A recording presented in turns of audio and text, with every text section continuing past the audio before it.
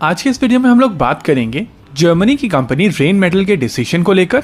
रेनमेटल UP में करीब $1 billion invest करना चाहती है और इस इन्वेस्टमेंट को देखते हुए रेनमेटल के माध्यम से भारत में नई टेक्नोलॉजी आने के आसार बढ़ जाते हैं। ये कंपनी तकरीबन 131 सालों से ऑटोमोटिव कंपोनेंट्स और डिफेंस सिस्टम्स बना रही है।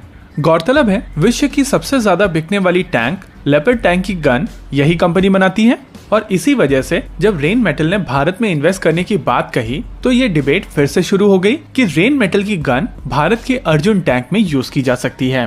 फिलहाल अर्जुन टैंक में 120 मिलीमीटर की राइफल्ड गन का प्रयोग किया जाता है और अभी के लिए भारत के दोनों तरफ जो पोटेंशियल एनिमीज हैं उनके खिलाफ ये गन काफी है।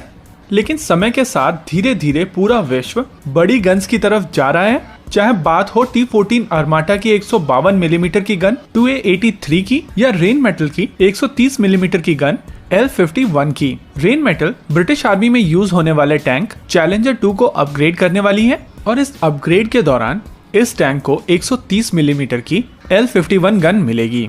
रेनमेटल लेपर्ड 2 को भी अपग्रेड करेगी और इस टैंक में भी ये नई 130 मिलीमीटर की गन लगेगी। अर्जुन टैंक और लेपर्ड 2 की डिजाइन फिलॉसफी ऑलमोस्ट सेम है। इनफैक्ट अर्जुन टैंक के डिजाइन के दौरान क्रॉस मफा से कंसल्टेशन ली गई थी और इसी वजह से जो चीजें लेपर्ड 2 में की जा रही हैं वो चीजें अर्जुन में भी आसानी से की जा सकेंगी। फिलहाल अर्जुन मार्क 1A का वेट 68 टन का है और आने वाले समय में इसका वजन घटा के 60 टन से नीचे लाया जाएगा। इस वेट रिडक्शन पर काम शुरू हो चुका है और अर्जुन मार्क 2 का वेट 60 टन के आसपास ही होगा। भारत में 2 डिफेंस कॉरिडोर बनाए जा रहे हैं। पहला उत्तर प्रदेश और मध्य प्रदेश के बीच में बनाया जा रहा है और दूसरा तमिलनाडु में। इन दोनों डिफेंस कॉरिडोर्स को लेकर बहुत सारी डिफेंस कंपनीज अपना इंटरेस्ट दिखा चुकी हैं और ये इंटरेस्ट और भी ज्यादा बढ़ा है भारत के उस डिसीजन के बाद में जिसके तहत भारत ने 101 डिफेंस प्रोडक्ट्स को बैन लिस्ट में डाला है जिनको भारत इंपोर्ट नहीं कर सकता। हालांकि इस लिस्ट में टैंक नहीं है, लेकिन ये मोरलेस क्लियर होता जा रहा है कि अब भारत कोई नया टैंक बाहर से इंपोर्ट नहीं करेगा, क्योंकि जब बात हुई थी लाइट टैंक को लेकर तो इस टैंक को भी भारत में बनाने की बात की गई थी और आज की तारीख में वर्ल्ड के सबसे बड़े डिफेंस कॉन्ट्रैक्टर्स भारत की किसी न किसी प्राइवेट सेक्टर कंपनी के साथ में अग्रीमेंट साइन करके अपने प्रोडक्ट्स को भारत में बेचने की फिराक में है।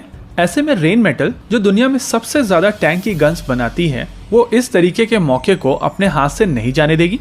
अगर फ्यूचरिस्टिक रिक्वायरमेंट को ध्यान में देते हुए ये समझा जाए कि भारत के पास में बड़ी गन के क्या ऑप्शंस हैं, तो इसमें केवल 2 ही ऑप्शन नजर आते हैं। एक T-14 आर्माटा के लिए बनाई जा रही 152 मिलीमीटर की गन 2A83 और दूसरी रेनमेटल की 130 मिलीमीटर वाली L51 गन। रेनमेटल की गन 130 मिलीमीटर की है और इसी वजह से इस गन की रेंज और मजल वेलोसिटी काफी ज्यादा होगी। ज्यादा मजल वेलोसिटी होने के कारण इस गन से निकलने वाले सबो ज्यादा एनर्जी के साथ में अपने टारगेट पर जाके लगेंगे और इसी वजह से इसके टारगेट और भी ज्यादा वल्नरेबल हो जाएंगे। रेनमेटल की ये नई गन एक फ्यूचरिस्टिक डिजाइन है। इस गन की लेंथ है 6630 मिलीमीटर और इसका कैलिबर है 130 मिलीमीटर। इस हिसाब से इस गन की बैरल लेंथ 51 कैलिबर की है और इसी वजह से इस गन को L51 कहा गया है। रेनमेटल भारत में BHEL के साथ में एक जॉइंट वेंचर बना रही है और ये जॉइंट वेंचर का प्रपोजल फिलहाल मिनिस्ट्री ऑफ कॉमर्स के पास में है। एक बार मिनिस्ट्री ऑफ कॉमर्स इस प्रपोजल को पास कर देगी उसके बाद भारत की सरकारी कंपनी BHEL रेनमेटल के साथ में मिलकर एक जॉइंट वेंचर बनाएगी और ये जॉइंट वेंचर उत्तर प्रदेश के डिफेंस कॉरिडोर में अपना प्लान सेट करेगी और उसके बाद भारतीय सेनाओं के सभी टेंडर में पार्टिसिपेट करेगी। यहाँ पर सबसे इम्पोर्टेंट सेगमेंट ये है कि MBT अर्जुन भारत का अपना डिजाइन है और इसी वजह से इसको मॉडिफाई करना भारत के लिए काफी ज्यादा आसान है। आमतौर पर टैंक डिजाइन्स एक बार बनाए जाते हैं और उसके बाद उनको धीरे धीरे इम्प्रोवाइज किया जाता है। फिलहाल के लिए अर्जुन मार्क 1 और अर्जुन मार्क 1A भारतीय सेना के बेड़े में कुछ ही नंबरों में शामिल किए जा रहे हैं, लेकिन समय के साथ साथ इस टैंक को इम्प्रूव करते हुए और भी नंबर भारतीय सेनाओं में इंडक्ट किए जा सकते हैं। आपको क्या लगता है बताइए हमें कमेंट सेक्शन में। आगे आप कौन सा वीडियो देखना चाहते हैं बताइए हमें कमेंट सेक्शन में। वीडियो को अंत तक देखने के लिए धन्यवाद।